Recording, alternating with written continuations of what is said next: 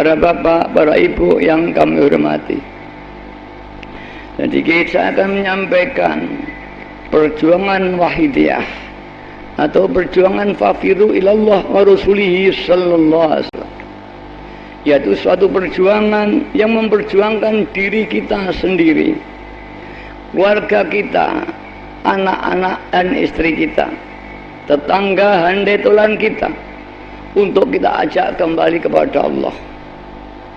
Apakah kita ini belum kepada Allah? Kita memang sudah kepada Allah, tapi belum sempurna. Kita masih dijajah oleh nafsu-nafsu kita. Imperialis nafsu masih menjajah, sehingga kita ini belum jadi Abdullah yang sungguh-sungguh. Sebagian Abdullah, sebagian Abdun Nafsi. Sebagian kita hamba Allah, beribadah kepada Allah, tapi sebagian lagi kita masih mengabdi kepada nafsu kita sendiri. Mengapa demikian? Seorang itu melakukan perbuatan apa saja, dimotivasi atau diniati oleh apa yang ada di hatinya. Jika diniati ibadah, maka ibadah kepada Allah. Jika dicampuri, maka hakikatnya dia belum ibadah kepada Allah, campuran.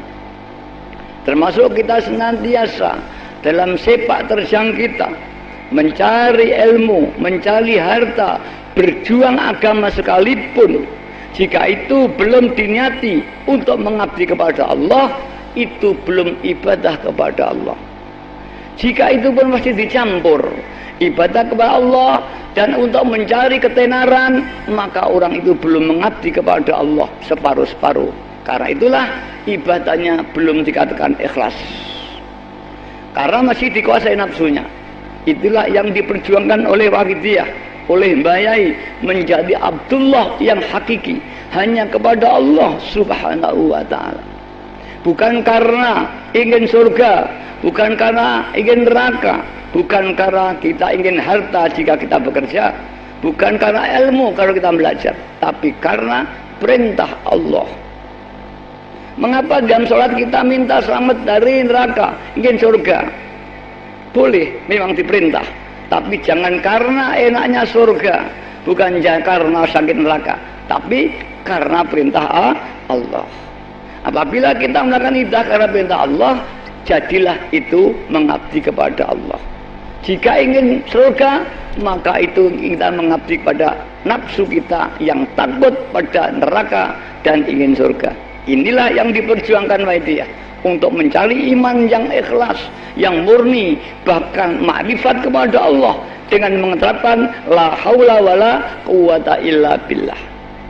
Perjuangan kemurnian iman dan makrifat kepada Allah diperjuangkan oleh para tokoh-tokoh besar dengan thariqah-thariqahnya seperti Syekh Abdul Qadir Al-Jilani, Syekh Ba'uddin An-Naqsyabandi, Syekh Tijani, ya, Syekh Junaid Al-Baghdadi, Syekh Jalaluddin Ar-Rumi, Abi Hasan Asyadzili, Abil Abbas Al-Murti, dan Ibnu Athaillah Asy-Syakandari yang mengarang kitab Al-Hikam yang masyhur di seluruh dunia, terutama di kalangan ahli sunnah wal jamaah. Ahli orang NU semua paham kitab Hikam itu, yang mengarang Syekh Ibnu Athaillah Asy-Syakandari, muridnya Syekh Abil Abbas Al-Mursi. Maka jika ada yang mungkin kurang paham bahwa kitab Hikam itu adalah karangannya Ibnu Athaillah Asy-Syakandari sebagai kata mutiara yang membimbing para salikin-salikin untuk menuju wusul kepada Allah Subhanahu wa ta'ala. Bukan karangannya Syekh Ibnu Taimiyah yang menjadi pemikiran Islam yang agak keras, yang mungkin muncul sekarang seperti di Hasan Al-Banna di Mesir, ya, berkembang dan menjadi keadaan keras itu. Tapi kalau Ibnu Athaillah hanya bicara pemurnian iman yang masuk Al-Hikam, memang ini di pondok-pondok jarang dibahas karena tingginya kajian keimanan yang ada. Bahkan dikhawatirkan kalau nggak tepat bisa terpeleset seperti Syekh Siti Jenar itu. Alhamdulillah Mbah Yai, ya, 53 tahun yang lalu mengajarkan pada kita. Setelah beliau itu riyadhah berbulan-bulan, bertahun-tahun dengan berbagai macam amalan, sholawat dan zikir, sholat nariyah, sholat munjiat, sholat badawi, sholat masisiyah, dan masih banyak lagi. Hatta ru'yan Nabi sallallahu alaihi wasallam, sehingga Mbah Yai ketemu Rasulullah sallallahu alaihi wasallam, amarahu, Rasulullah SAW memerintah kepada Mbah Yai Majid untuk limuslihina bainan nas, untuk memperbaiki keadaan masyarakat tentang imannya yang masih belum sempurna. Kemudian Mbah Yai ijtihad dengan cara apa? Membaca kitab-kitab ya tasawuf, akhirnya hanya dengan doa. Doa apa yang dipakai? Thariqah sudah banyak. Mencari guru-guru yang mursyid kamil sulit-sulit sekali. Maka Mbah Yai memilih dengan doa sholawat. Ittifaq bainahum, di antara para ulama sufi. Perlu saya katakan ulama itu macam-macam. Ada ulama ahli fikih. Dia ahli fikih, jangan bicara tasawuf. Ada ulama ahli ilmu nahwu sharaf. Dia hanya ilmu bahasa. Ada ulama ahli tauhid. Dia hanya ilmu tauhid. Ada ulama ahli faraid. Ada ulama ahli mantek, ada ulama ini. Jadi ulama itu tidak otomatis mutlak semua ilmu dikuasai. Apabila idza furidal amru min ghairi ahli fantabiusah, jika pembahasan itu tidak ditetap yang memegang, itu akan kehancuran jadinya nanti. Para bapak, para ibu yang berhormati, itulah perjuangan Mbah Yai. Sedikit saya terangkan siapakah Mbah Yai Abdul Majid itu. Mbah Yai Abdul Majid adalah putra Mbah Yai Ma'ruf Kedunglo. Pondoknya Kedunglo di daerah Kediri, kiai yang tertua, pondok tertua. Beliau dulu berguru pada Ki Khalil Bangkalan bersama dengan Kiai Hasyim Asy'ari dari Tebuireng, dengan Kiai Abdul Karim dari Riboyo. Mbah Ma'ruf kondang ahli riyadhah. Dia ilmunya laduni semua, tidak ada dengan belajar. Satu saat Mbah Ma'ruf ingin ilmu laduni. Dia riyadhah di makom-makom. Tidak akan pulang kalau belum ketemu yang mati ini. Ini Mbah Ma'ruf. Hatta ru'ya makbaroh. Akhirnya ditanya, kau riyadhah di kuburan saya ingin apa? Hai anak muda, saya ingin ngalim tanpa belajar. Dijawab yang mati, tidak ada ngalim tanpa belajar, harus belajar. Mbah Ma'ruf, ya maaf kalau anda tidak bisa doakan saya pulang. Pindah ke makom yang terakhir ke Bujuk Sangka. Saya belum tahu Bujuk Sangka itu yang mana, saya tidak tahu. Kemudian di Bujuk Sangka ada riyadhah. Dia tidak akan pulang kalau belum ditemu yang mati. Ini Mbah Ma'ruf. Hatta ketemu Mbah yang mati. Hai anak muda, mengapa kau datang di kuburku? Saya ingin diberi ilmu laduni, ilmu yang tanpa belajar. Jawabnya, kurang tukonmu. Artinya kurang riyadhahmu. Mbah Ma'ruf putus asa. Saya itu riyadhah tidak pernah makan, tidak pernah tidur kalau belum ketemu. Masih kurang riyadhah. Terus pulang ini. Pulang ke pondok pada Kiai Khalil Bangkalan. Kiai Khalil itu masyhur aulia juga. Sehingga Mbah Ma'ruf juga diberi ilmu doa laduni dari Khalil. Ya man huwa fi ulumi kain, ya man huwa fi ilmu kan ila akhirih. Allahumma akrimna binuril fahmi wa akhrijna min zulunal fahmi warzuqna fahman nabiyina wa khidhal mursalina wa khidhal sayyidina Muhammadin sallallahu alaihi wasallam wa ilhamal malaikatil muqarrabin ila dual laduni. Jika dipompong betul, insya Allah akan diberi laduni, ilmu yang tanpa belajar, tanpa membaca, dipani faham, yang wiratu ala qalbi, diturunkan tanpa belajar. Kemudian didawai ya Khalil, ditanya, kamu dari mana berbulan-bulan gak di pondok? Diceritakan dengan menangis. Oh jangan putus asa, masih ada ulama besar tadi malam menemui saya, tapi sudah wafat. Siapa? Ki Abu Samsuddin Batu Ampar. Datanglah ke sana. Tadi malam mengatakan kepada saya, barang siapa yang mau membaca Quran, ya 7 khataman 7 hari, insya Allah saya doakan ijabah. Kalau tidak hasil, tagih saya seperti orang nagih hutang. Berangkat lagi Mbah Ma'ruf ke Batu Ampar. Yang tadi pagi saya ziarah ke sana dengan rombongan anak sepeda 270 orang tadi. Saya mujahadah di sana tadi. Dan alhamdulillah beberapa rombongan saya ditemu oleh Mbah Abu Samsuddin Batu Ampar. Ya, supaya mujahadah nanti malam biar diberi sukses. Nanti saya perintahkan mujahadah biar nanti malam ya alhamdulillah diberi sukses, aman, dan semua tenang, mudah-mudahan sukses batinah kita nanti sama-sama dengan sukses lainnya kita. Amin ya rabbal alamin. Kemudian Mbah Ma'ruf datang ke Batambar, lihat tuh. Hari ke-7 belum dapat alamat apa-apa. Kemudian Mbak Matur, Mbah, jika nanti saya sampai batas subuh belum dapat euladuni, berarti panjenengan menipu saya. Ada suara tanpa rupa, hai Ma'ruf, kamu harus sabar. Tunggu sebentar lagi, aku akan dapat ilmu laduni. Setelah itu Mbah Ma'ruf tertidur. Saat tertidur, dalam tidur itu bermimpi. Dunia itu mendung, gelap semuanya. Matahari tidak tampak. Mendung itu berputar-putar, menjatuhkan masuk di lisan Mbah Ma'ruf dan masuk di perutnya semuanya. Alhamdulillah, setelah itu Mbah Ma'ruf alim. Setelah pulang, dia ingin ngaji ke Mekah. Dia tidak punya sangu, datang lagi ke makam Mbah Syamsuddin Batambar. Saya ingin ke Mekah, ingin ngaji di Mekah. Saya tidak punya sangu, lihat tuh. Alhamdulillah, pada subuh orang-orang di sekelilingnya bermimpi ketemu Mbah Syamsuddin Batambar. Berilah uang anak yang riadoh di kuburku, dia akan ngaji ke Mekah, dan kau saya doakan, insya Allah kau akan diberi kaya orangnya. Sehingga pagi semua datang memberikan kepada Mbah Ma'ruf uang. Wakilah sampai dipikul uang itu dari Batu Ampar sampai di Surabaya, di jalan-jalan dicegat orang diberi uang, dan akhirnya membuat rumah di Mekah. Itulah Mbah Ma'ruf, temannya Mbah Hasyim Asy'ari Tebuireng, temannya Mbah Lirboyo Tebuireng, dan itu ayahnya Mbah Ki Abdul Majid yang ngarang akhirnya. Hubungan dengan NU, Mbah Ma'ruf juga pendiri NU pada waktu itu. 17 founding father NU nasional termasuk Mbah Ma'ruf. Kalau di sini semua orang NU masih mendudukan Wahidiyah sebagai NU, dan bukan, ini adalah isu penyesatan itu. Saya minta pada jangan ada isu penyesatan.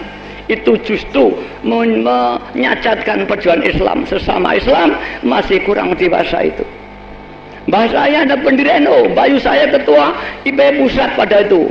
Temannya Munjidah ketua wakil bupati Jombang, anak Ike Wahab. Mungkin yang bicara itu sendiri, kalau perlu diragukan NU-nya juga kalau begitu.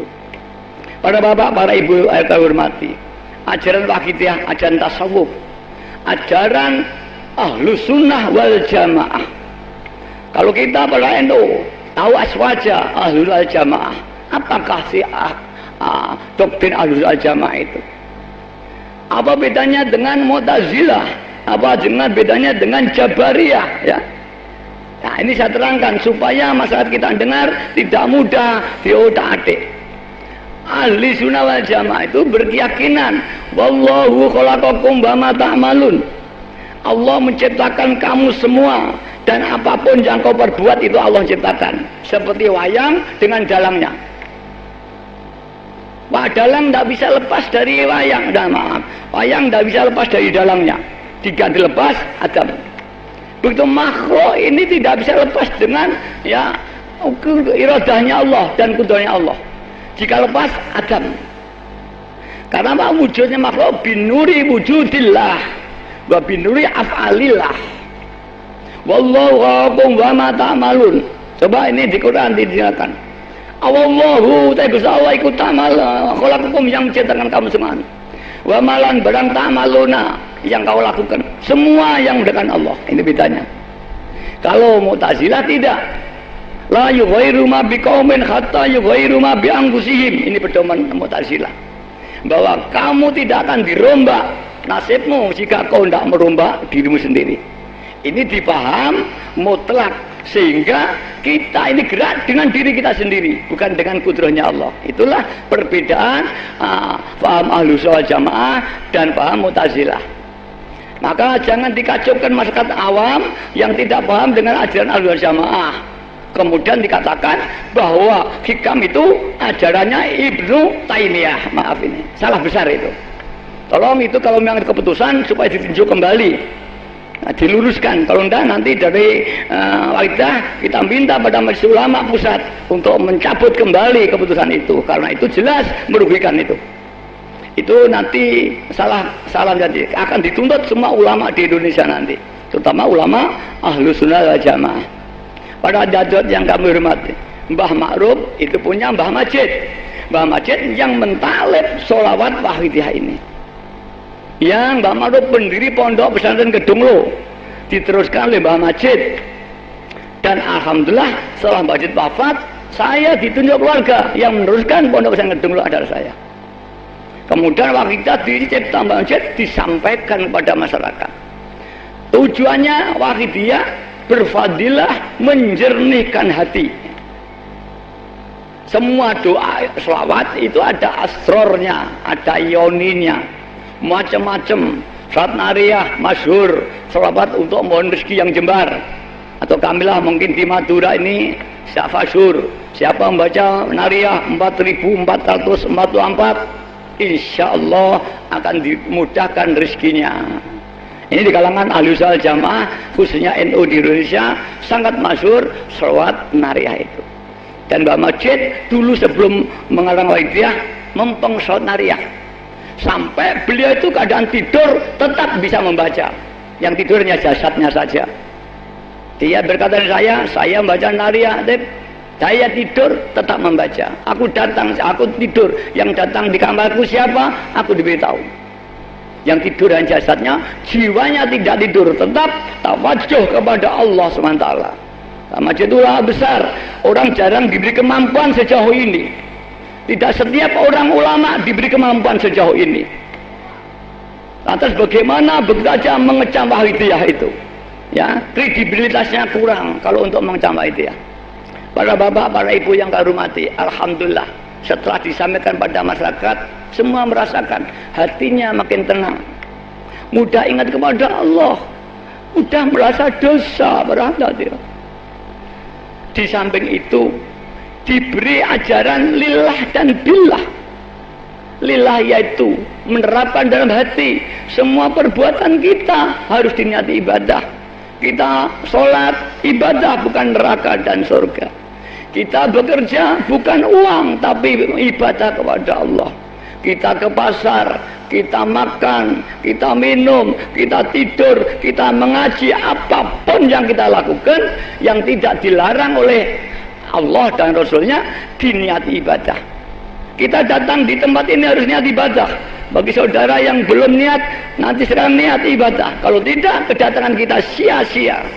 Hanya buang tenaga, buang uang, buang waktu, tidak punya nilai ibadah.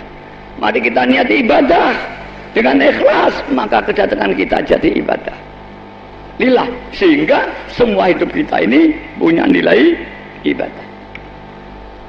Hadis Rasulullah SAW, innama a'malu binniyati wa innama likulli imrin nawa.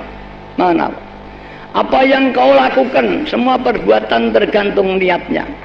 Jika diniati ibadah, jadilah perbuatan ibadah. Jika tidak, ya tidak. Maka apabila kita mampu menerapkan setiap naik turunnya nafas, ini belum ada ajaran yang ibadah setiap naik turun nafas ini pada Wahidiyah. Meditasi terus.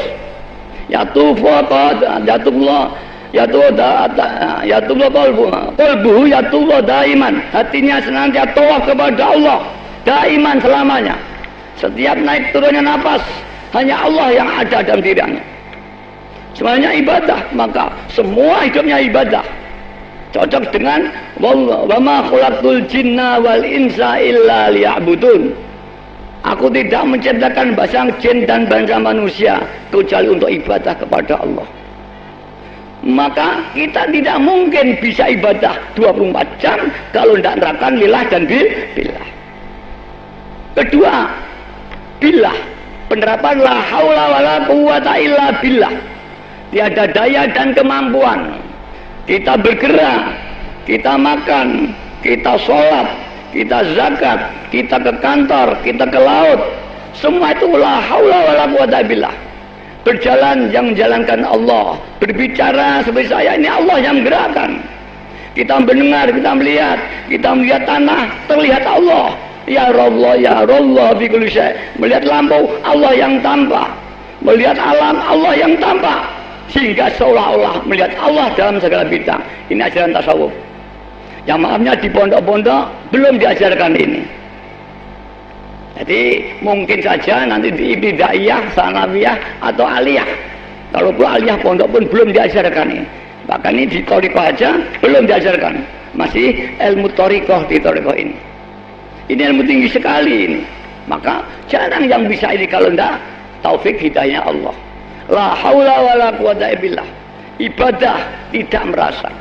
Orang belum lillah dan billah, pasti di dalam sholatnya ada ujub, ada riya, ada takabur.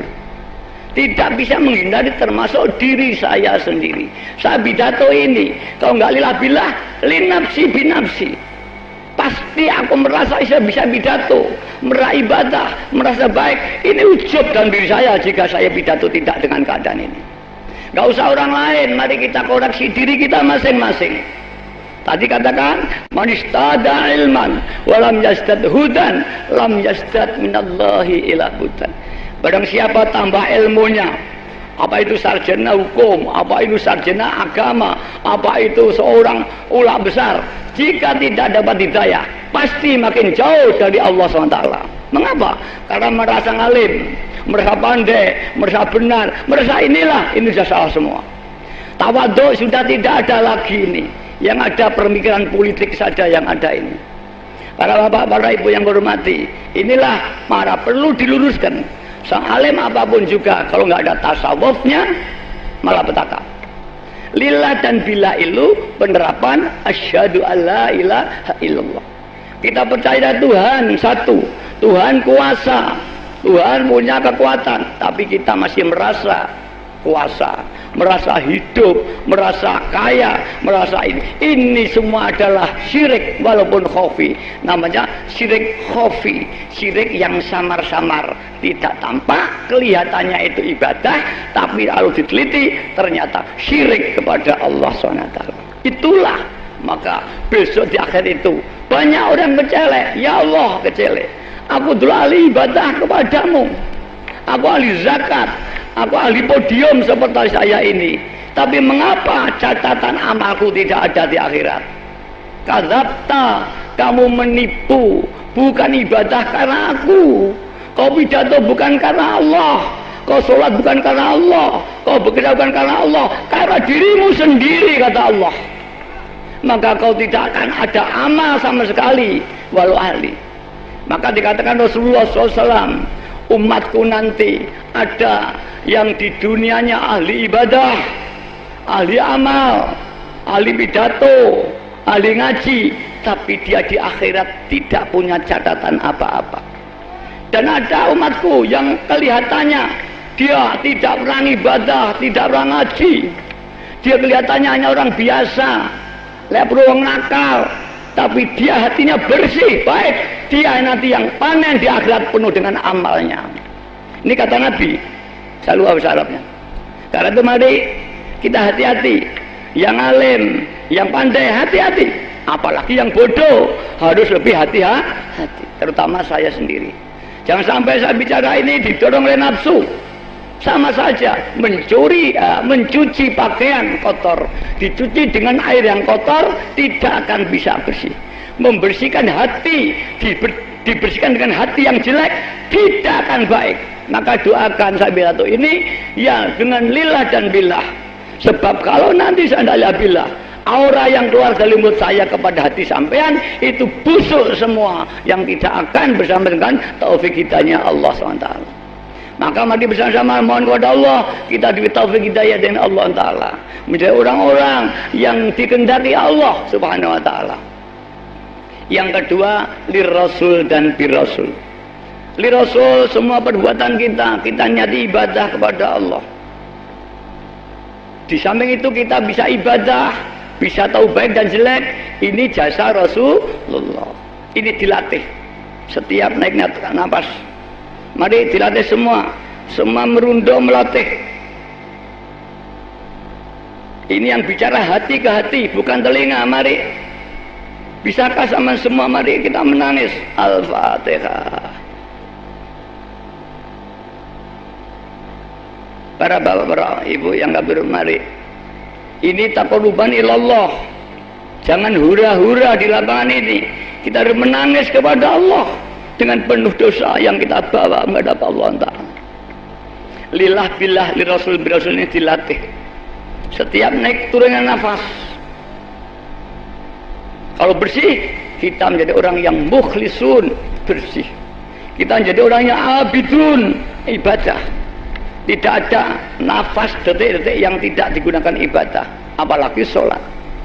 Orang yang senantiasa lillah kepada Allah, senantiasa ibadah kepada Allah dengan niat ikraman wa ta'ziman wa mahabbatan kepada Allah, itulah waliullah.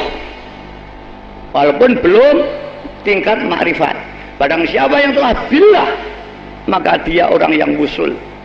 Wusul tingkat dan makom farku, makom jam'u, makom farku sani masih banyak. Saya tidak menerangkan itu terlalu jauh, ya sekedar saya terangkan sebagai pengantar saja. Nanti kalau jadi pengamal bisa didalami. Kalau saya terangkan ya subuh gak selesai nanti. Para bapak, para ibu yang mari bersama-sama kita mendekat kepada Allah.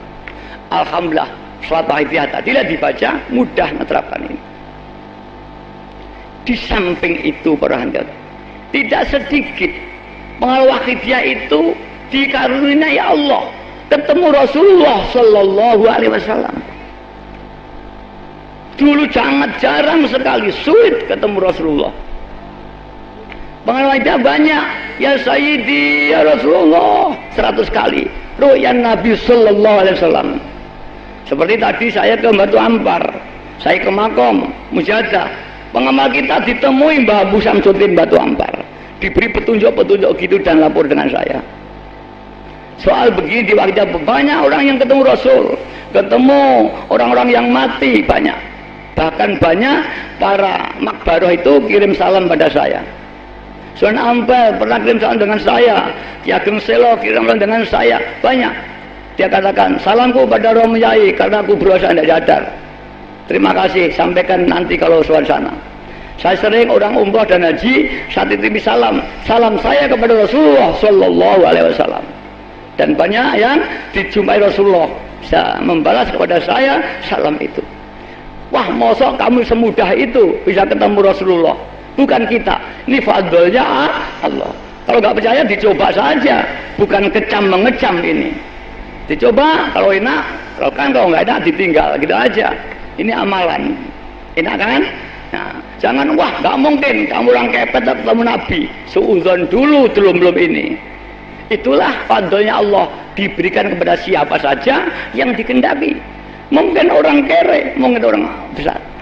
Rasulullah SAW pernah berwasiat kepada para sahabat, besok setelah aku mati, ada orang yang paling dekat kepada Allah dan doanya paling jabai. Kalau kau menangi ya Umar, ayah Bakar semua, mintalah doa kepada orang itu. Siapa Rasulullah?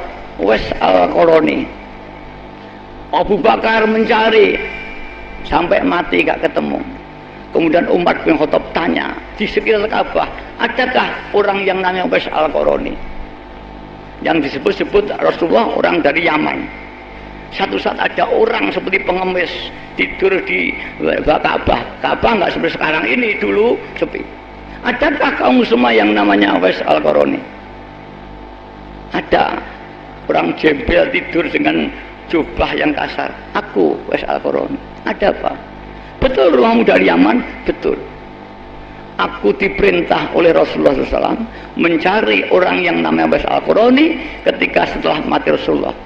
Beliau mengatakan bahwa orang nama al-Qarani adalah orang yang pada waktu zaman itu orang dekat kepada Allah, dan jika aku ketemu mintalah doa kepada mereka. Hai Wes al-Qarani, aku bukan karena menganggap kamu orang ampuh, orang apa, tapi karena perintah Rasul, doakan aku akan mengampuni. Itulah Allah memberikan hidayah, tidak harus orang kaya, orang miskin, tidak harus ulama besar, siapapun. Pernah terjadi lagi pada Imam Ghazali. Imam Ghazali ulama besar pada waktu itu, karangannya ada 400 ilmu. Kemudian satu saat dia ketemu kedatangan tamu-tamu negara, menteri, ketua majelis ulama pusat kalau sekarang. Kemudian makmum pada Imam Ghazali. Kemudian ketika makmum, adiknya ikut makmum, adik Ghazali. Setelah sholat mufarokoh, dia mengundurkan diri dari sholatnya, meninggalkan. Imam Ghazali tersinggung. Hai, setelah selesai, hai adikku, pejabat-pejabat besar semua menghormat aku, makmum di belakangku, dan kau adikku, mengapa kau nggak menghargai aku, malah meninggalkan aku ketika sholat? Kata adiknya, aku minta maaf, wahai kakakku yang tercinta, engkau orang alim, orang besar, orang dekat dengan raja, aku orang biasa, tapi aku tadi ketika sholat melihat jubahmu ada darah. Sungguhnya ada apa sih kamu itu? Imam Ghazali tertegun dan menangis. Wah, adekku yang saya cintai, betul kamu, aku penuh darah ketika aku sholat, tidak hadir hatiku kepada Allah, tidak menghadap Allah, tapi teringat karangan saya sedang berhenti di mazhab had. Imam Ghazali pada itu mengarang buku mengkamsikan bab haid. Ketika Imam Ghazali sembahyang teringat itu, maka adiknya melihat ada darah. Imam Ghazali menangis, wahai adikku, kau diberi ilmu yang setinggi itu, dikasyaf kol hatimu oleh Allah, hingga tidak ada tabir lagi, semua yang tidak bisa dilihat manusia kau bisa melihat. Siapakah gurumu itu? Kemudian adiknya, tidak mungkin kakakku, kau berguru, kau orang besar, kau orang alim, kau tidak mungkin berguru kepada guruku. Siapakah gurumu? Tidak mungkin.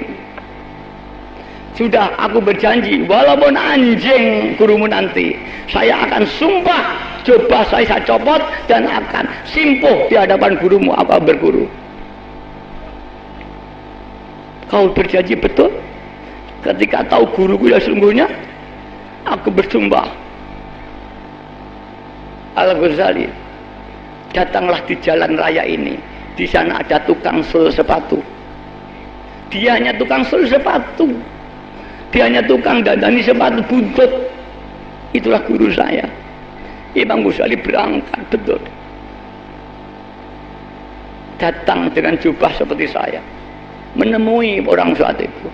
Wahai Imam Ghazali, kau orang besar, adakah sepatumu yang rusak yang akan saya perbaiki? Aku di sini tidak akan memperbaiki sepatu. Aku mencari gurunya adikku yang namanya ini, aku ingin berguru. Oh, kamu salah, aku tidak punya murid seperti itu, aku hanya tukang sepatu. Sudah, carilah yang lain. Tidak, aku yakin engkau orangnya. Aku tukang sepatu, semua di kota Baghdad tahu kalau aku tukang sepatu, pekerjaan yang hina, yang melarat fakir. Aku tidak punya ilmu setinggi itu. Aku berjanji, jubahku akan saya copot, kehormatanku akan copot semua, akan simpuh di hadapanmu, akan nyucup ilmumu itu. Kemudian orang itu, sungguh kau ingin berguru? Aku ingin mencoba kamu. Lepaslah surbanmu, lepaslah bajumu, kehormatanmu hilangkan semua. Kamu orang yang alim, karanganmu 450 kitab, tinggalkanlah telanjang bulat di hadapanku, akan kuterima kau sebagai muridku. Imam Ghazali kemudian menyerah, datang ke rumahku. Begitu datang, tolong bersihkan kamarku, bersihkan kamar mandiku, bersihkan WC ku. Diuji oleh gurunya ini. Imam Ghazali sudah yakin, ditinggalkanlah kebesarannya. Berguru dia beberapa tahun, kemudian beliau uzlah di Menara Baghdad, dan akhirnya beliau berhasil masyhur seorang Sultanul Aulia pula. Imam Ghazali juga akhirnya masyhur seperti menjadi Sultan Aulia yang punya thariqah Ghazaliyah. Tapi itulah Ghazali ini kurang masyhur. Para bapak yang hormati, Syekh Abdul Qadir Jailani berguru ini harus maca gendeng selama 3 bulan di kota Baghdad. Diuji gurunya, kau betul Allah tidak butuh kehormatanmu. Jika kau masih merasa terhormat, kau tidak akan sampai dengan Tuhanmu. Hilangkan kehormatanmu. Abdul Qadir keliling setiap hari keliling kota seperti orang gila. Semua menghina Abdul Qadir Jailani. Sekarang Abdul Qadir orang gila, dihina. Diuji apakah dia masih harga diri seorang ulama besar. Tuhan tidak butuh dengan kebesaran-kebesaran semua. Akhirnya Abdul Ghazali 3 bulan berhasil diterima guru dan masyhur ya Abdul Ghazali menjadi Sultan Aulia yang punya thariqah Qadariyah di Indonesia masyhur itu. Sekarang ilmu itu diberi begitu saja tanpa harus demikian. Mbah Majid memberikan ilmu ketika setelah ketemu Rasulullah diperintah ini. Alhamdulillah kita diberi banyak ketemu Rasulullah SAW, banyak yang diberi pengalaman gaib, dibuka Ainul Basirohnya, dan banyak sekali. Para bapak, para ibu yang kami hormati, mari begitulah fadlnya Allah diberikan kepada kita tanpa harus bersusah-susah, harus mencari guru kambil kemana-mana, tidak perlu, datang kepada kita lewo-lewo. Tapi bagi orang yang tidak dapat hidayah, dia akan tidak bisa, kedatangan nur itu dianggap itu tidak tepat. Maka sesungguhnya semua adalah petunjuk dari Allah, tinggal kita diberi hidayah oleh Allah atau tidak. Kalau tidak, kita akan tidak mendapat ilmunya Allah ini semua. Para bapak, para ibu yang hormat, di samping diberi asrar dekat pada Allah, diberi pengaruh rohani, bisa ketemu mati, bisa tahu apa yang belum terjadi, ya, juga diberi asrar kauniyah. Banyak pengalaman saudara kita yang punya kesulitan, apa soal ekonomi, apa soal pangkat, apa soal apa saja, kalau dipempeng diijabai Allah. Orang yang punya utang ratusan juta atau miliaran, ijabah. Bahkan tamu saya dari 80% hanya orang yang sambat ekonomi pada saya. Kalau ekonomi ngajung lurah, ngajung DPR, ngajung bupati, ini yang tamu saya semuanya saja. Lihat aja, Kusaipulo Yusuf yang ini datang pada saya. Bupati Blitar, Bupati Tulungagung, Bupati Kediri, Wali Kediri, Galek, ya, Bupati Gresik, ini semua datang pada saya. Bupati Boyolali, kemarin itu Rustining saya kata PDI itu datang. Alhamdulillah, hanya ya Sayyidi harus amalkan, insya Allah ijabah. Kita tinggal, alhamdulillah banyak yang diijabahi karena ya Sayyidi ya Rasul. Jika hajatnya besar, ya Sayyidi ya Rasulullah 10.000 sekali duduk atau 2 jam. Caranya membaca Fatihah pada Kanjeng Nabi 7 kali, kemudian membaca pada Al-Ghaus ada zaman atau Sultanul Aulia ada zaman 7 kali. Kemudian matur, ya Rasulullah, doakan aku kepada Allah diampuni dosa-dosaku, keluargaku, masalahku dan tanggaku. Doakan diberi taufik hidayah oleh Allah Ta'ala. Yang terakhir, doakan hajatku ini ijabah, apa penyakit, apa ekonomi, atau anak sekolah, atau karier dan sebagainya. Dulu maaf Pak Waka, Pak Sutisna, ini orang Bali, Brigjen terakhir, istrinya adalah Bendara Mabes Polri. Ini datang pada saya, pada itu dia Waka Polair di Indonesia. Datang pada saya, yai saya doa saya itu ini, sama kang orang Hindu, tidak apa-apa, saya bacanya, terus dibaca. Saat 3 bulan, kalau nggak 5 bulan, datang lagi. Gimana dapetnya? Alhamdulillah yai, sekarang saya baru diangkat. Saya diangkat Kepala Polisi Laut se-Indonesia, dan saya minggu depan diangkat Brigjen. Istri saya tidak mau, istrinya juga masih kolonel pada itu. Dan alhamdulillah saya sudah haji. Kemudian saya diundang di kantornya Tanjung Priok meresmikan Masjid Polair, itu yang meresmikan saya. Jadi kalau bapak-bapak, mak polisi nanti Tanjung Priok, di kantor polisi laut se-Indonesia itu yang meresmikan masjidnya saya. Insya Allah itu. Nah, Burum ini Bendara Mabes Polri. Kemudian yang terakhir, kalau nggak lalu dia Kapolda Banten, sekarang pensiun di Lemhamnas. Nah, Bu siapa itu, Bu Rumiati. Insya Allah nanti di Pati akan ketemu saya. Dan kemarin saya suruh kepada Kapolri untuk saya undang di pondok saya. Dan kemarin saya ketemu di Bumi Selawat di Sidoarjo dengan Kapolri. Saya makan bersama Kapolri dan bersama Gubernur Pak Karwo.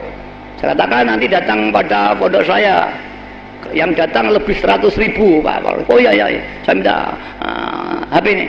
Nah itu insya Allah. Dan saya menurut Pak Tisna ketemu ajudannya, dia juga mengatakan ya saya juga ikut datang ke Sidoarjo pada waktu itu.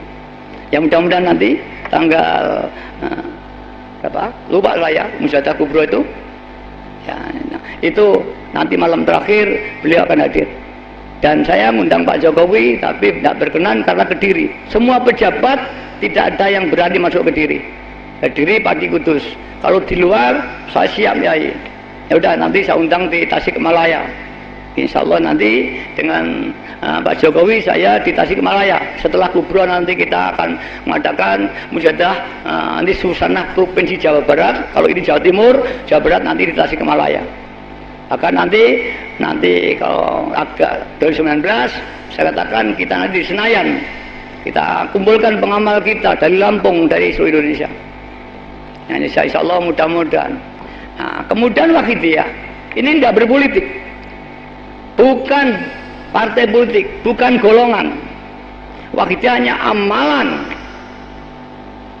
bukan politik. Maka Wahidiyah bukan PKB, bukan PDI, bukan P3, bukan PAN, bukan apa. Mazhab Wahidiyah tidak bermazhab. Terserah pengamal, mau Muhammadiyah terserah, mau NU terserah. Ya, bahkan ada yang orang Bali, Raja Bali itu pengamal saya, pengamal Wahidiyah. Ada pengamal di Bali 300 orang. Ya, banyak. Bupati Barnabas Inarotali itu Katolik. Dia ngebel saya minta doa. Doa saya hanya ini, Pak Barnabas. Tidak apa-apa ya, bacakan. Nanti kalau jadi, saya titip jamaah saya di sana. Alhamdulillah, dia juga jadi Bupati Inarotali. Kemudian tolong jamaah saya. Alhamdulillah, kemudian salah satu jamaah kita ini, nanti Pak Joko sekarang kepala Diknas di sana. Insya Allah nanti di flat akan jadi kepala PU di Inarotali. Dan besok tanggal 3 saya akan ke Papua. Seminggu di sana, nanti tanggal 10 ya semacam ini di seluruh Papua, di Iran Barat nanti.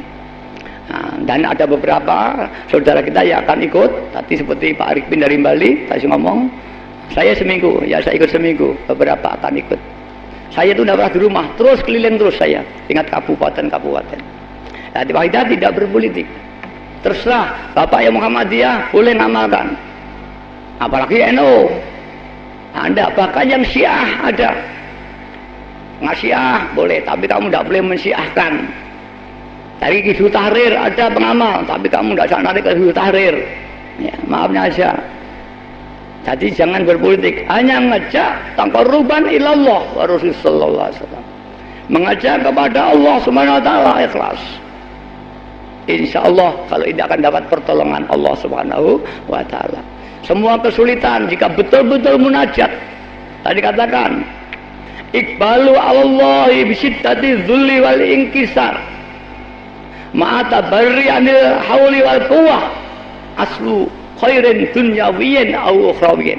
Siapa yang bisa menghadap kepada Allah berdoa dengan rasa membutuhkan pertolongan Allah, merasa hina di hadapan Allah, merasa zalim di hadapan Allah, mencucurkan air mata dan merasa tidak punya kemampuan apa-apa, kemampuan doa aja tidak bisa, disitulah saat akan ijabah dari Allah SWT. Bagaimana kita membutuhkan seperti orang gelagapan di laut, hap sudah tidak ada harapan. Itulah kebutuhan yang sungguh-sungguh. Jika kita berdoa punya perasaan seperti itu, insya Allah akan dijabah oleh Allah SWT. Tapi bukan karena itu, karena Allah Subhanahu wa taala. Doa soal ekonomi ada, doa soal keamanan ada. Allahumma innaka aminun min kulli syai', itu diberikan bayai. Ya. Doa keamanan, doa ekonomi, doa ilmu laduni, doa kecerdasan. Siapa yang ingin cerdas anak sekolah ada. Bahkan tidak sedikit orang yang tidak punya anak, saya suruh membaca itu, insya Allah banyak anak kamu. Sebelum kumpul dengan istrinya, saat hajat dulu 2 rakaat, syukur keramas dengan istrinya. Kemudian saat hajat, mohon pada Allah bisyafaati Rasulullah SAW, nyuwun diberi rezeki anak. Nanti setelah itu kumpul dengan istrinya. Pada waktu kumpul, jangan lupa kepada Allah.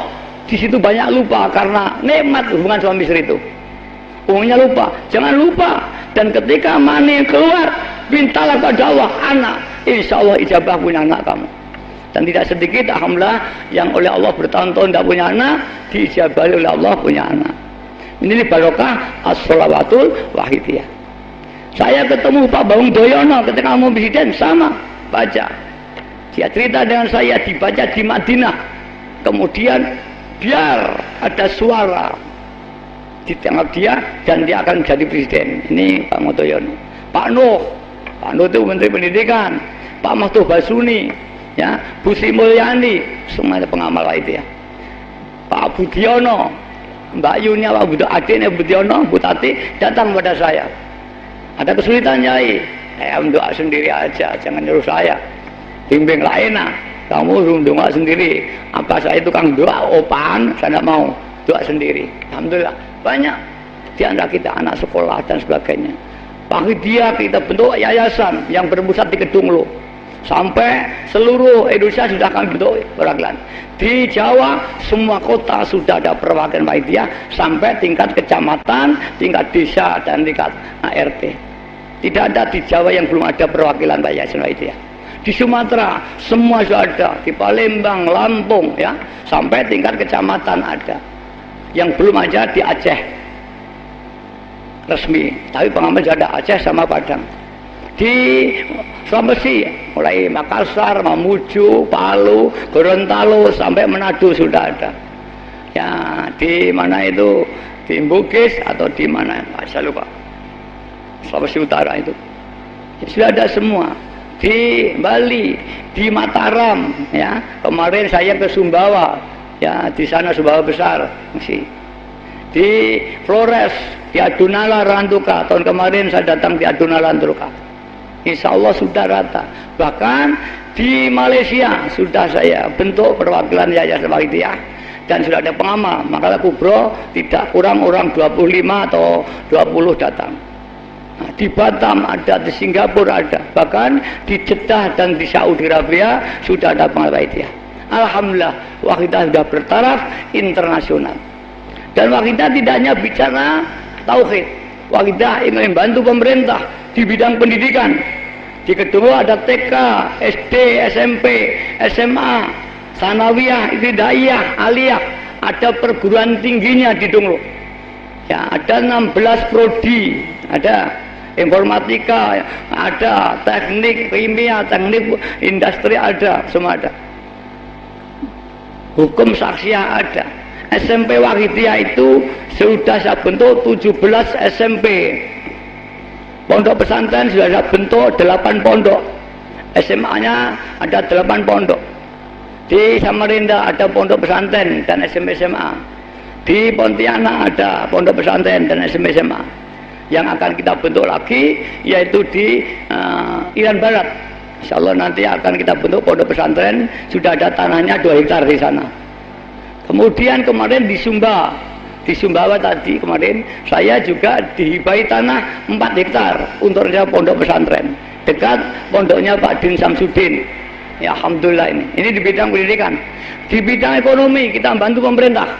Kita punya koperasi, setiap kecamatan ada koperasi Wahidiyah milik pengamal, kita bimbing. Dan sudah terbentuk 900 koperasi. Dan ini belum saya perbolehkan terima bantuan pemerintah. Semua kita bantu dari pusat. Tahun kemarin saya menyalurkan dana 16 miliar. Tahun ini saya rencanakan 22 miliar saya bagikan kepada seluruh koperasi. Dan saya akan memberikan bantuan kepada perorangan 50 juta sampai 100 juta. Saya sediani 5 miliar dana yang saya sediakan untuk seluruh pengamal biar ekonominya bangkit. Dan kita nanti akan membentuk asosiasi pengusaha Wahidiyah. Ini saya rencanakan. Bahkan kita akan membentuk surat kabar Wahidiyah. Ini sudah saya rencanakan, sudah dimulai ini. Alhamdulillah. Di bidang kesehatan kita ada klinik-klinik. Insya Allah nanti akan kita bentuk rumah sakit di seluruh daerah. Insya Allah nanti Wahidiyah akan bantu pemerintah secara komprehensif sebagai partner perintah di dalam pembangunan bangsa ini.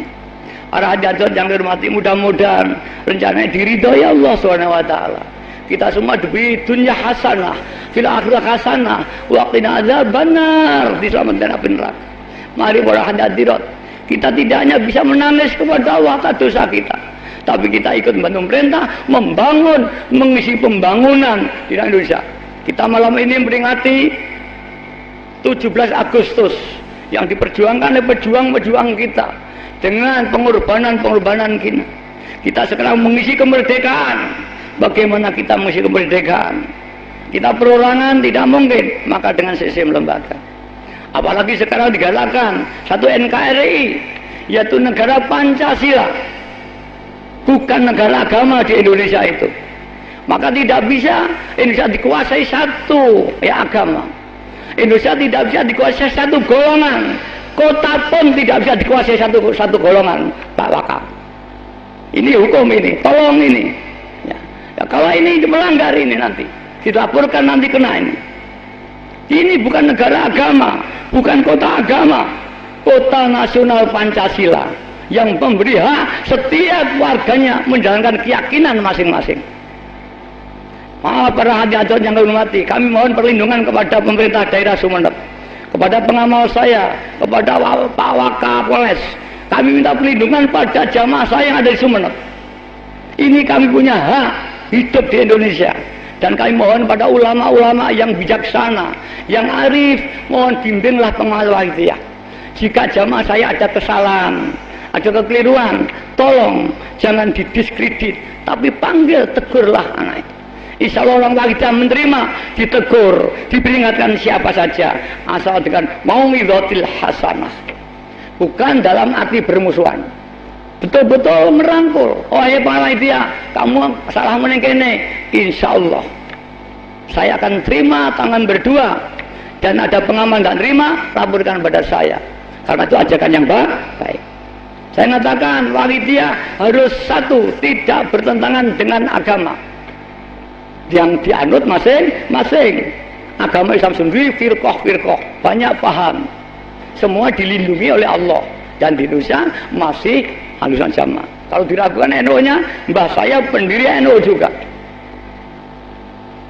Orang yang ulama tahu pasti. Saya tadi ke Batu Ampar, ceritanya di Montar hanya Mbah Ma'ruf Kedunglo. Karena apa? Sebelum Mbah Ma'ruf Riyadhah di sana, Batu Ampar ini belum masyhur seperti ini. Ya masih kuburan. Setelah Mbah Ma'ruf Riyadhah itu masyhurlah Pak Sari Batu Ampar. Maka Batu Ampar tidak bisa lupa dengan Mbah Ma'ruf Kedunglo. Tadi saya ketemu Ki Ahsan tadi ngomong dengan saya, Ki Romli terus ceritakan Mbah Ma'ruf ya. Iya saya dengar, tapi saya yang dolim. Saya baru ini masuk di Batu Ampar, belum pernah hasil. Dulu kalau Riyadhah ke Batu Ampar harus jalan kaki, tak boleh naik mbak saya. Karena saya dulu jalan kaki. Dari mana? Dari Dunglo, maka dari Ngadruwe. Sekarang kalau mau diadoh jalan kaki, maka keluarga ke Dunglo dulu, kalau ke Batu Ampar jalan kaki. Gak mandi kalau gak jalan kaki. Keluarga saya, misanan saya itu kalau ke Batu Ampar jalan kaki. Tapi saya tadi naik mobil dan pulangnya naik bersepeda. Dan alhamdulillah tadi rombongannya ada 270 sepeda. Ini setiap dadakannya. Para hadirin yang kami hormati, inilah Wahyidiyah. Saya terangkan secara komprehensif, bidang politik, bidang ekonomi, bidang apa saja. Dan sekarang saya mohon kepada ulama di Sumeneb sini dengan rendah hati. Saya mohon maaf kalau ada pengamal saya yang kurang adab, kurang berkenan. Memang manusia al-insanu mahalul khata', manusia penuh kesalahan. Saya menerima disalahkan. Oh maaf ya Sampang, ya apapun rumahnya Sampang ya. Jadi saya minta maaf jika ada pengamal yang kurang tepat, tidak bisa menyusulkan diri di Sampang sini. Saya terima tegurannya, tapi dengan niat yang baik, dengan hubungan yang baik, jangan diskredit dan seolah-olah Wahyidiyah itu bukan ajaran Islam. Maaf. Saya luruskan, dan sekarang Pak Wakapolres juga mendengar, beri penjelasan. Ya, dan kalau menegur jangan ketika saya mau acara. Kesannya itu hanya menggagalkan saya itu. Panggil kalau tidak ada acara kita begini, jangan ada acara baru jadi persoalan. Itu tidak fair bahasa sekarang ya. Tuh, maaf ini kita banyak mendengarkan semua, tolong ini. Jika mau punya mau Wahyidiyah, Muhammadiyah, Muhammadiyah Syiah dihubung-hubungkan dengan peristiwa itu. Ya, itu namanya operasi intelijen, itu namanya membenturkan orang, ya. Ini hanya pembenturan ini. Ya, ini kalau ini diketahui sama tahunya, maka maaf, mari kita duduk yang baik. Kita saling ingat mengingatkan, saling doa mendoa. Al muslimu alkhul muslim. Islam itu saudaranya umat Islam. Dan Wahidiyah penuh kesalahan. Maka harus tidak menyimpang dari agama. Kedua, tidak menyimpang dengan peraturan pemerintah dan perundangan. Yang ketiga, tidak bertentangan dengan adat-adat setempat. Jika ini dipegang, ya insya Allah akan dingin, tidak ada apa-apanya. Dengan niat yang baik, yang saling menghormati. Dan saya sebagai pimpinan, saya mintakan maaf kepada masyarakat di Sampang jika ada pengamal saya kurang berkenan. Saya sebagai pimpinan yang tertinggi, maaf, saya minta maaf. Bukan saya minta benar, minta maaf. Dan mudah-mudahan saya dan kita semua dapat hidayah Allah, bisa memperbaiki kesalahan kita masing-masing. Para bapak, para ibu yang hormati, itulah ajaran Wahidiyah. Menyikapi hal harus tadzoro dan tadzolul, merasa dosa, merasa hina, jangan merasa baik. Kita para Wahidiyah diajarkan bayai merasa dosa, merasa hina, menjadi sumbernya dosa seluruh dunia, menjadi sumbernya kejelekan adalah kita. Maka kita wajib nangis kepada Allah, mohon diberi ampunan, mohon diberi taufik hidayah. Mudah-mudahan bapak-bapak kita semua diberi taufik hidayah, pejabat diberi taufik hidayah, mulai RT, Pak Lurah sampai Presiden diberi taufik hidayah oleh Allah SWT. Semuanya termasuk diri kita. Tidak ada orang yang merasa benar. Pengaruh Wahidiyah harus yang pertama kali merasa salah. Bahkan kesalahan orang lain itu sebab kesalahan kita. Mengapa? Tidak mau mendoakan. Maka besok di akhirat ada peristiwa tuntut menuntut antara orang satu dengan yang lain. Yauma yafirru maru min abihi wa ummihi wa zaujati wa sahibati. Ada peristiwa yang tuntut menuntut orang dengan orang tuanya, dengan istrinya, dengan saudaranya, dengan keturunannya, karena haknya belum dipenuhi. Yang satu belum menyampaikan haknya, yang satu menuntut terus. Maka ada satu peristiwa di sana dalam tafsirnya, di akhirat nanti ada anak dan orang tua eret-eretan masuk neraka. Ini ya Allah, bapak saya dulu tidak mengenalkan aku kepada Allah, hanya dididik sekolah, dididik nyambut gawe. Aku kaya tapi tidak kenal Allah, hingga aku dimasukkan neraka. Aku tidak mau ya Allah, orang tua saya gantinya. Orang tua ganti melalui ya Allah, aku dulu di dunianya mencari harta untuk anak saya, sampai saya nggak semat ibadah kepada Allah. Kadang-kadang barang haram saya ambil karena anak saya terus ngodoh saya. Saya sekarang mau dimasukkan neraka, saya tidak mau. Anak saya harus gantinya masuk neraka. Akan terjadi semacam ini. Bisa aku menurut sampean menurut aku di hadapan Allah nanti. Kalau itu terjadi bagaimana? Ulama saling tuntut menuntut antara ulama dengan muridnya, pejabat dengan rakyatnya, tuntut menuntut karena haknya belum diberikan. Mari orang hadirat, ini akan terjadi. Ini Quran. Maka mari jangan ada yang merasa benar. Mari kita merasa Allah. Kita doakan negara kita, mudah-mudahan pemimpin diberi taufik hidayah oleh Allah, bersatu padu, tidak eker-ekeran saja, hingga bisa membawa kita kepada negara adil yang makmur, yang diridhai Allah Ta'ala. Kita bukan orang politik, kita tidak bisa ikut campur, kita hanya berdoa.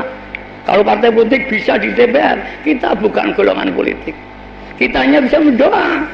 Tapi doa silahul mu'min, doa senjatanya umat Islam.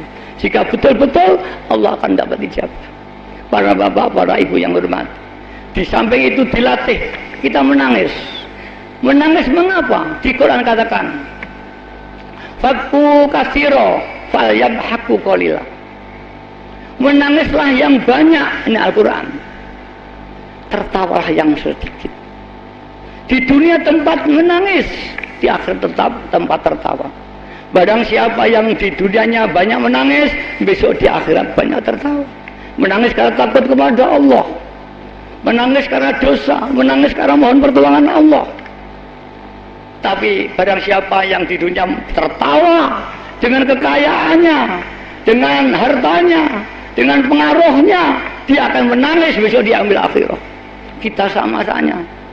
Kita ingin jadi orang yang menangis atau yang tertawa. Ini ajaran sahabat-sahabat dulu. Kalau Kanjeng Bina ndonga nangis, ada yang semaput juga banyak ketika Nabi. Kalau dulu saya sudah pernah Anda ke Mekah haji, menangis di makam Nabi. Kalau sekarang ada orang asing dengan menangis, Masya Allah, bagaimana dia nanti kalau menangis di akhirat nanti. Nabi-nabi semua ahli menangis semua, ulama-ulama besar, wali-walinya Allah semua ahli menangis semua. Kita sekarang asing dengan menangis, malah menganggap agama lain, agama Katolik. Semua agama bukan Islam saja mengajarkan menangis kepada Allah. Maka di Islam ada menangis, di Katolik ada menangis, di Hindu ada menangis, di Buddha ada menangis, semua ada menangis. Jadi jangan asing, jangan dipintar-pintir, maaf ini. Ini sungguhnya semua agama mengajarkan menangis, semua agama mengajarkan minta maaf pada Tuhannya. Malah kita yang sulit menangis. Ingat dosa saja jarang, bagaimana bisa menangis. Dikatakan orang yang iman kepada Allah, jika dibacakan ayat Allah yang mengancam, dia gemetar dan menangis. Hanya iblis kalau dibacakan Al-Qurannya tertawa-tertawain. Mari para bapak ibu, mari kita coba. Apakah kita bisa menangis atau tidak? Mari kita ingat dosa-dosa kita, dosa keluarga kita, dosa keluarga bapak-bapak kita, ibu kita, dosa para pejabat mulai Pak RT, Pak Klebon, Pak Camat, Pak Bupati, Pak Gubernur sampai Presiden. Mari kita mohonkan ampun. Bahkan dosanya seluruh bangsa di dunia kita mintakan ampun. Kita mohonkan bertaubat hidayah kita, keluarga kita, semua bangsa-bangsa ini bertaubat hidayah sehingga mereka sangat rukun dan rukun. Terutama kita menagih dosa kita yang sangat banyak. Kita bayangkan bapak ibu sama di kuburan diseksa malaikat sana. Di sini kita makan kenyang, pakaian bagus. Lihatlah ibu sampean, lihatlah bapak sampean digodong malaikat di kuburannya berantakan. Sementara kita menikmati hartanya, kita menghabiskan hartanya, tapi dia diam bahwa kita digodong malaikat. Mari kita doakan mudah-mudahan diampuni dosanya oleh Allah Ta'ala, diterima amalnya, dan dibersamakan dengan kita dengan Rasulullah SAW fi daril akhirah. Al-Fatihah. Mari para hadirin, baik yang hadir di sini maupun luar, jangan ada yang tidak merasa punya dosa. Dan sebaik-baiknya orang yang punya dosa adalah menangis dan minta maaf. Jangan asing dengan menangis, karena tangis itu bagian daripada kelunaan hati dan mata. Arba'u khisalin min alamati ala syaqawah. 4 perkara tandanya orang yang akan cilaka nanti diambil akhir. 1, qasfatul qalbi, orang yang hatinya keras, tidak mau teringat dosanya, tidak mau merasa dosa. Dia baru maksiat saja tidak mau merasa dosa. Orang hatinya keras, hanya merasa benar saja keras. Wajumudul aini, orang yang matanya keras, sulit untuk mencucurkan air mata, padahal dia banyak melakukan dosa. Kalau sudah matanya keras, hatinya keras, dia hubbud dunya, yang dicarinya dunia saja bukan akhirat. Dicari harta bukan karena Allah, salat pun tidak karena Allah, hanya karena ingin najati minan nar, selamat dari siksa neraka. Kalau ini sudah hubbud dunya, siang malam yang diangan-angan harta, hilang saiti, susah setengah mati. Apa tanggane marat orang butuh ngekei, tidak bu. Mari, itu hubbud dunya.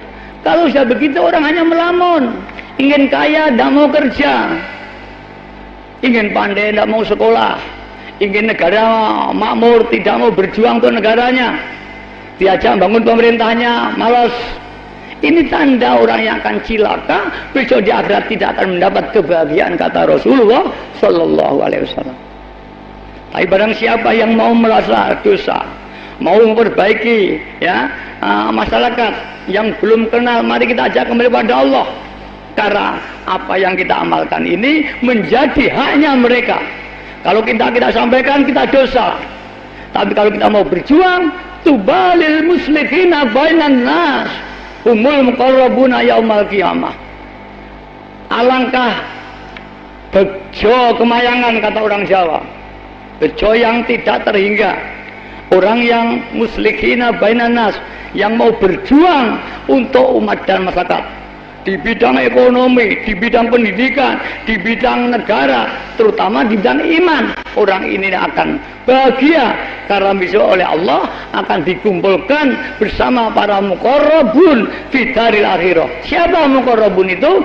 Orang-orang yang dekat kepada Allah, orang yang mendekat kepada Allah. Sehingga ada hadis, ma min abdin yataqarrabu ilayya bin nawafil, ada tidak henti-hentinya seorang hambaku yataqarrabu ilayya bin nawafil, dia mujadah mati-matian, menangis setiap hari dan malam dengan amal-amal sunnah, sholawat, zikir, hatta uhibbahu, sehingga aku mencintainya. Fa'idha ahbabtuhu, sehingga aku telah mencintainya. Kuntu, aku jadi tangannya ketika dia menjamah, aku jadi matanya ketika dia melihat, aku jadi kakinya dia berjalan. Ini janji Allah. Sampai dilakoni oleh Rabi'atul Adawiyah ketika dia dari budak disiksa oleh juraganya karena dia budak, menangis sampai satu saat dia jazab. Jazab itu ketarik, orang ngalami gendeng karena Allah, jazab, sehingga tidak bisa dia itu menari. Ketika punya tamu kehormatan, dia disuruh nyanyi dan nari, kacau karena hanya menangis kepada Allah. Tuannya marah-marah betul, disiksa, disuruh berjalan di duri-duri dengan bawa beban yang kuat, yang berat, disiksa. Tapi dia tetap tegar, tertawa terus kepada Allah. Sampai akhirnya si juraganya, siapakah sih Rabi Adawiyah itu? Budak kok begini nih, disiksa, dia tidak gentar, diintiplah oleh juraganya. Kalau malam buta apa? Satu saat dia melihat Rabi Adawiyah itu munajat kepada Allah, ya Habibi, ya Habibi, ya kekasihku, Laisali siwaka, tidak ada dalam hatiku kecuali kau. Menangis dia, memakai sistem roja, memakai sistem mengharap kepada Allah, menangis. Sehingga pada waktu itu ketika munajat, lampu-lampu gantung semua bercondong kepada Rabi Adawiyah. Makhluk-makhluk semua bergeser mendekati Rabi berdoa. Ini dinceng juraganya. Lampu condong, kursi datang. Dia tahu kalau begitu Rabi'ah bukan orang sembarangan ini. Akhirnya pagi dipanggil, hai Rabi Adawiyah, siapakah gurumu itu? Aku punya guru tapi tidak boleh mengaku. Sebenarnya di muridnya Syekh Sufyan Tsauri. Kau ternyata adalah walinya Allah Subhanahu wa Ta'ala. Aku minta maaf, aku hanya menganggap kamu seorang budak wanita. Ternyata kau lebih mulia daripada aku, juragan. Sekarang aku menghormat pada kamu, aku muliakan kamu, aku bebaskan kamu, bukan jadi budak lagi sekarang. Tinggalkanlah rumah ini, kemana kau pergi, atau kau ingin di sini, akan saya cukupi hidupmu sampai kau mati. Kalau dia menjawab, aku pilih meninggalkan saja. Kehormatan ini semua tidak ada artinya. Aku kehormatan yang tertinggi, aku berjumpa dengan kekasih. Sampai akhirnya dia bertapa di satu gua yang besar dengan murid-muridnya. Inggris ketekan lawan yang luar biasa. Seperti tahun 46, kemudian ada Belanda, Hasyim Asy'ari bikin fatwa, ya, resolusi melawan Belanda sama. Bergeraklah 10 November di Surabaya. Rabi Adawiyah fatwa, an-nadhawa Hizbullaton minal iman.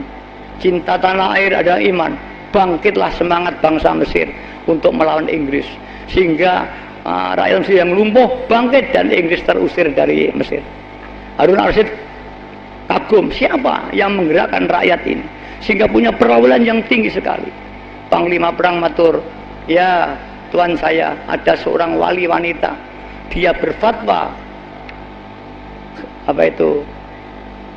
Hizbul Watan Minal Iman. Siapa itu? Robi Adawiyah. Kirim 40 unta, makanan, pakaian, berlian, berikan dia. Berangkatlah jenderal ini datang kepada Robi Adawiyah. Saat di sana menyerahkan Barobiah, ditanya ini apa? Ini pakaian-pakaian yang mewah dari sutra. Ini makanan-makanan yang lezat, dan ini permata yang bagus.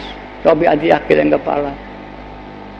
Kemudian mengambil pasir dan ditaburkan. Semua ini tidak lebih dari pasir yang tahu taburkan ini. Bagiku tidak ada artinya. Ditolak oleh Robi Adawiyah. Akhirnya tiba pulang. Harun Rasyid diaturi kaku. Betul-betul wali orang ini. Sudah tidak mau dunia lagi. Kalau begitu, aku datang, aku minta barokah sendiri. Itulah Harun Ar-Rasyid akhirnya datang sendiri berjalan menuju Rabbiyah, minta doa restunya, didoakan negaranya menjadi negara yang makmur. Itulah klimaks Rabbiyah diangkat Allah SWT. Bahkan akhirnya juragannya tadi yang dulu menyiksa akhirnya meninggalkan kekayaannya, ikut Robi Adawiyah, jadi santrinya Robi Adawiyah. Mengapa? Aku sudah lama sejak kecil kaya, sudah tidak artinya, sudah saya berikan orang lain, saya ingin jadi muridmu. Akhirnya juragan tadi berguru pada Robi Adawiyah. Insya Allah cerita ini masyhur di dunia pondok pesantren. Mari kita ya mengambil itibar, mengambil contoh-contoh ini untuk kita pakai sehingga kita bisa itba taqarruban ila Allah seperti Rabi'atul Adawiyah. Para hadirat yang kami hormati, penjelasan saya insya Allah cukup.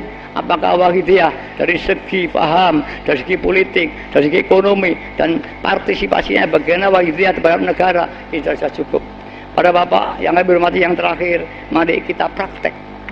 Betulkah kita bisa menangis kepada Allah? Betulkah kita bisa merasa dosa?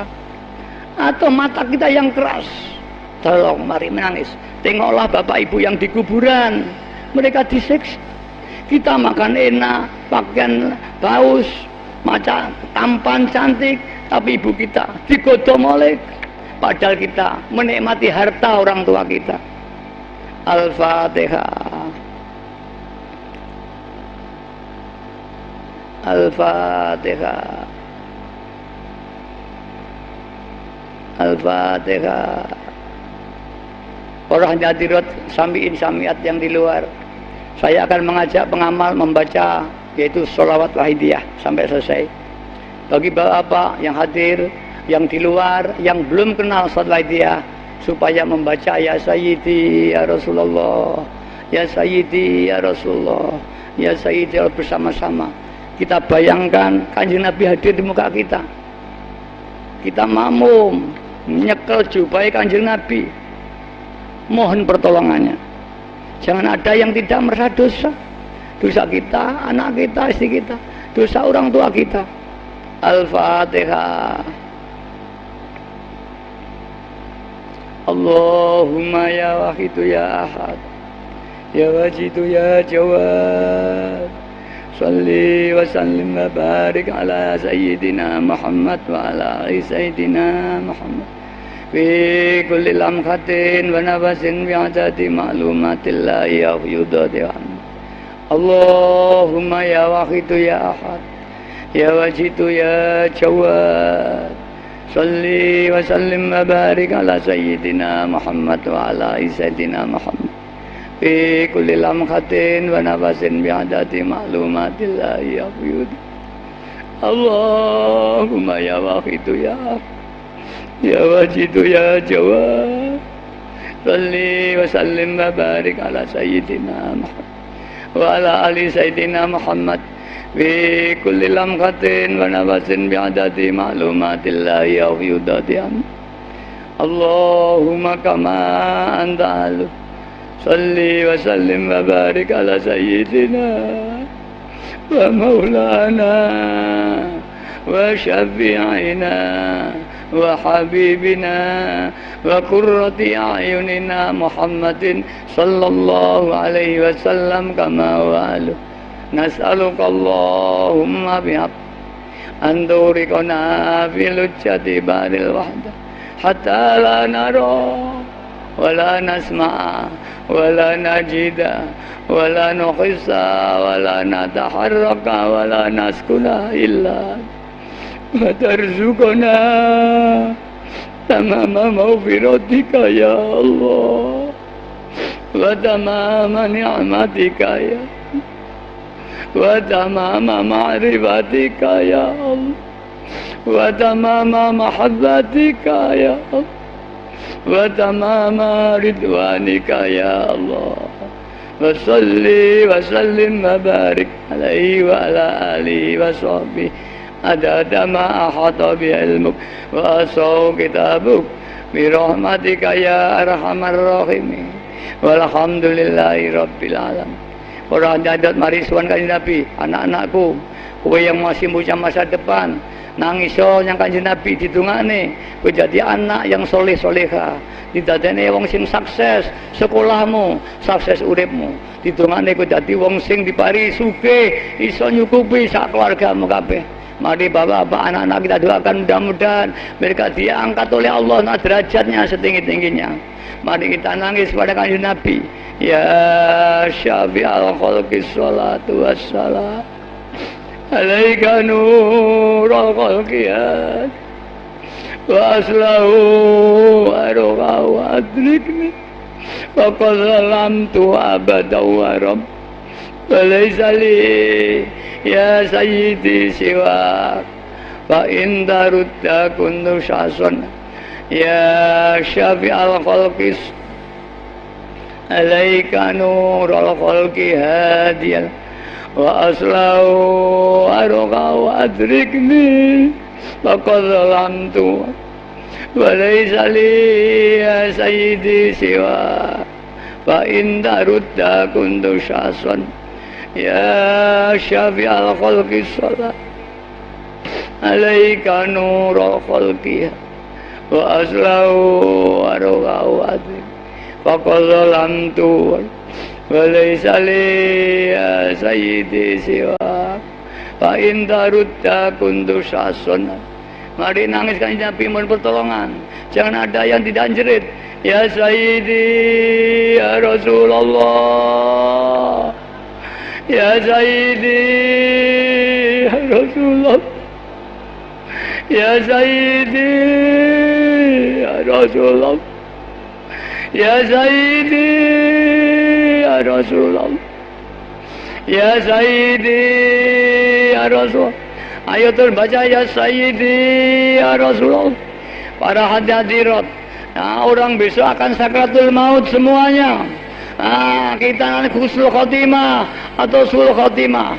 Jika nanti pada waktu roh sudah hampir keluar dari ubun-ubun kita, iblis datang pada kita, kita dibujuk, diajak masuk neraka. Jika kita terpencot, kita masuk neraka, anak-anakku.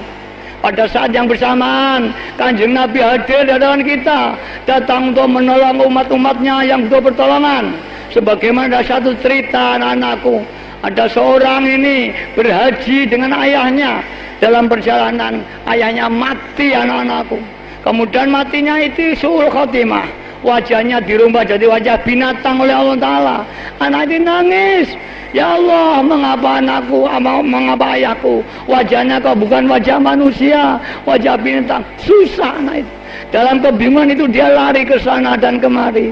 Pada saat kembali, tahu-tahu ada orang yang duduk di dekatnya orang tuanya.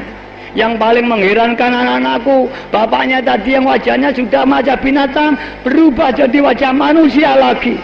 Anak itu menangis, siapa panjenengan itu? Hai anak muda, aku adalah Rasulullah Sallallahu Alaihi Wasallam. Ayahmu dulu ahli maksiat, ahli melakukan orang lain, tapi pernah membaca sholawat, pernah mendukung orang yang membaca sholawat. Akhirnya aku tolong hari ini karena aku diberitahu Allah bahwa ada orang yang mati sul khotimah dan dia pernah membaca sholawat denganku. Aku berdoa kepada Allah, ya Allah ampunlah dosa orang ini.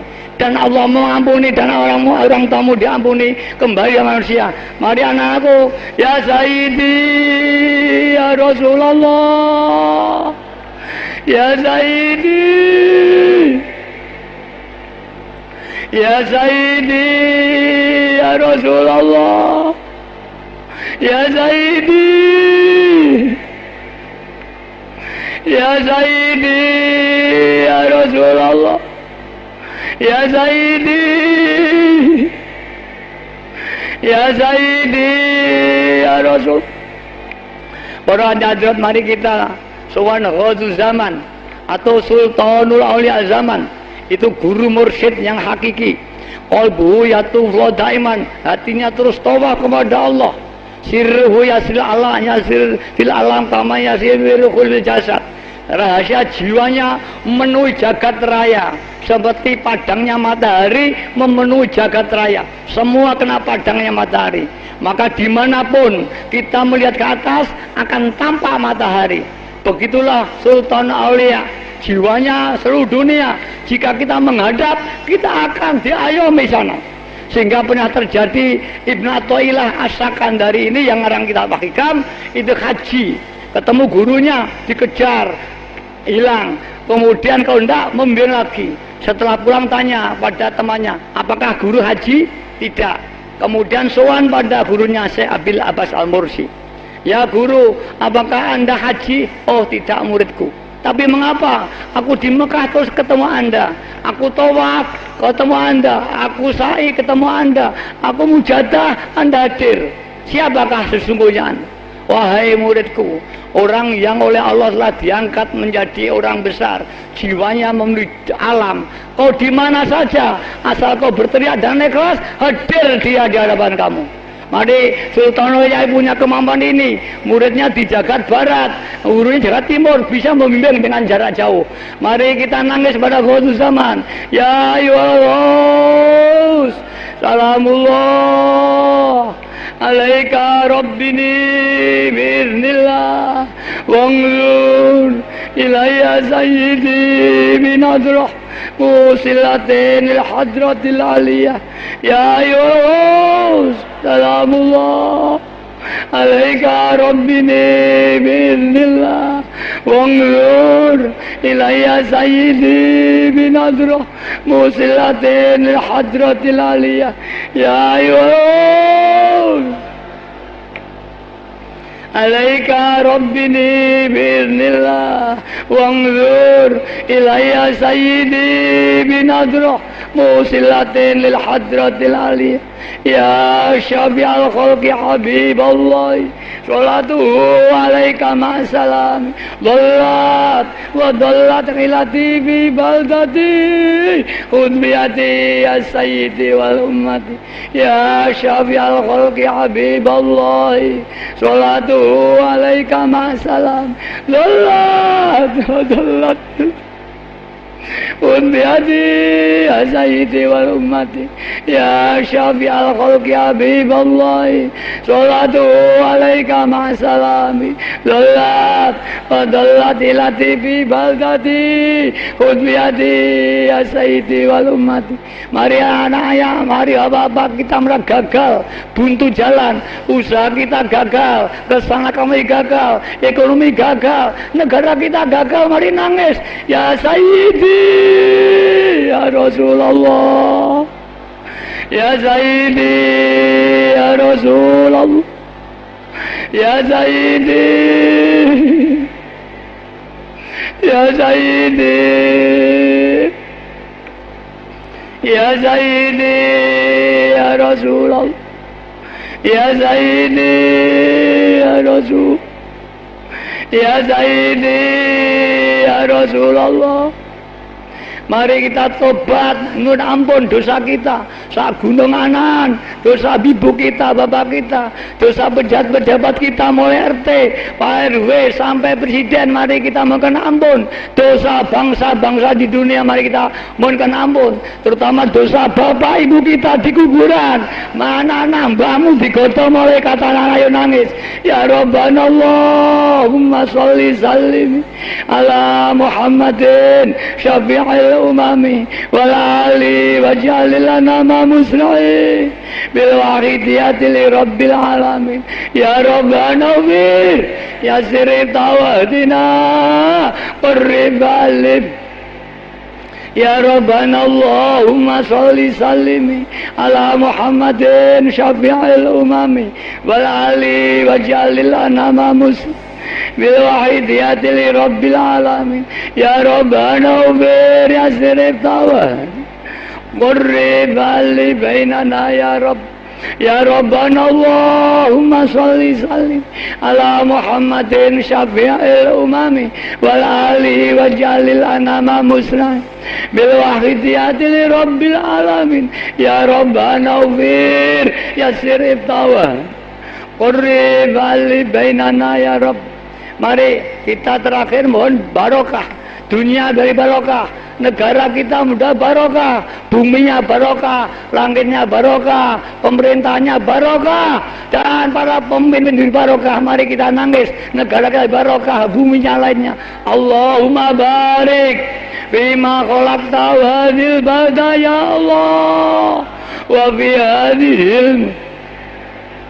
Allahumma barik bima khalaqta hadhil balda ya Allah wa fi hadhil mujahada ya Allah. Allahumma barik bima khalaqta hadhil balda ya Allah wa fi hadhil mujahada ya Allah. Allahumma barik bima khalaqta hadhil balda ya Allah wa fi hadhil mujahada ya Allahumma barik bima khalaqta hadhil balda ya Allah wa fi hadhil mujahada ya Allahumma barik bima khalaqta hadhil balda ya Allah wa fi hadhil mujahada ya Allahumma barik bima khalaqta hadhil balda ya Allah wa fi hadhil mujahada ya Allah. Mari istighraq, diam, kosong, pikiran kosong, hanya ingat Allah SWT, kosong, bung lewang-lewung, yang ada hanya Allah. Istighraq.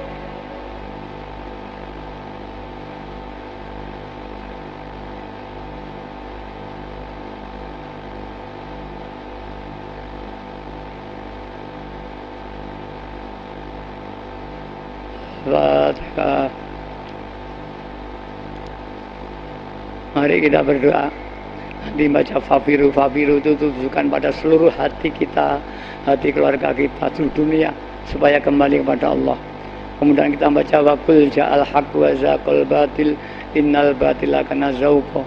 Mudah-mudahan hati kita yang keras, hati kita yang jelek, supaya dihancurkan oleh Allah, diganti hati yang baik, hati yang mutmainah, hati yang lillah dan billah. Bismillahirrahmanirrahim. Allahumma bihaqqi ismikal azam wa bi jahi sayyidina Muhammadin sallallahu alaihi wasallam wa bi barakatil ghausi hadaz zaman wa awanihi wa sairi awliyaika ya Allah ya Allah ya Allah radiyallahu ta'ala anhum. Allahumma bihaqqi ismikal azam wa bi jahi sayyidina Muhammadin sallallahu alaihi wasallam wa bi barakatil ghausi hadaz zaman wa awanihi wa sairi awliyaika ya Allah ya Allah ya Allah radiyallahu ta'ala anhum. Allahumma bihaqqi ismikal azam wa bi jahi sayyidina Muhammadin sallallahu alaihi wasallam wa bi barakatil ghausi hadaz zaman wa awanihi wa sairi awliyaika ya Allah ya Allah ya Allah radiyallahu ta'ala anhum. Balligh jami'al alamin nidana hadha waj'al fi ta'thiran baligh. Balligh jami'al alamin nidana hadha waj'al fi ta'thiran baligh. Balligh jami'al alamin nidana hadha waj'al fi ta'thiran baligh. Wa innaka ala kulli syai'in qadir wa bil ijabati jadir. Wa innaka ala kulli syai'in qadir wa bil ijabati jadir. Wa innaka ala kulli syai'in qadir wa bil ijabati jadir. Mari kita bayangkan makhluk manusia sejagat barat, jagat timur, jagat selatan. Kita panggil, mereka dibakar oleh nafsunya. Fafirru ilallah. Fafirru ilallah. Fafirru ilallah. Fafirru ilallah. Fafirru ilallah. Fafirru ilallah. Fafirru ilallah. Wa qul ja'al haqq wa zaqal batil innal batila kana zahuqa. Wa qul ja'al haqq wa zaqal batil innal batila kana zahuqa. Wa qul ja'al haqq wa zaqal batil innal batila kana zahuqa. Al-Fatihah.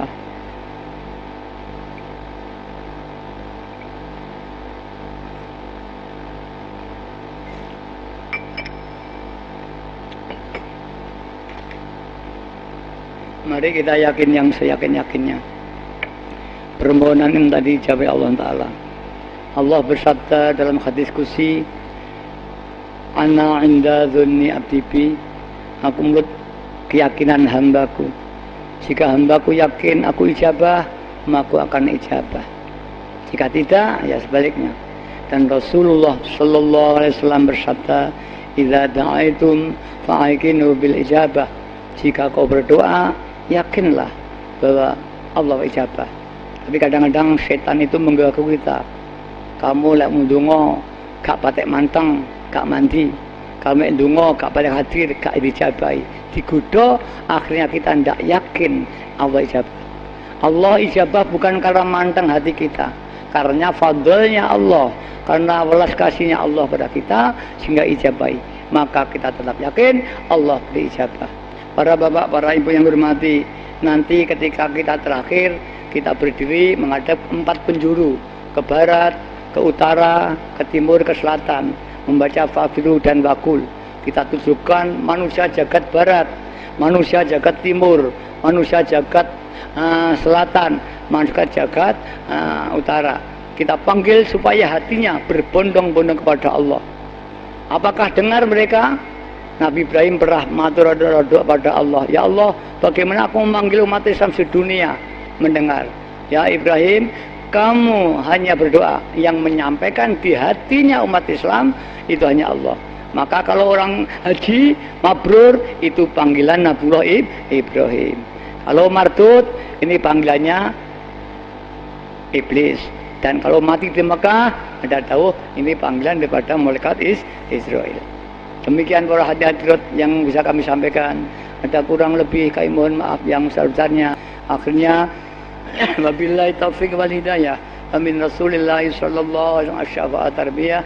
Amin ghaus ada zaman an-nahr wal barakah. Wassalamualaikum warahmatullahi wabarakatuh.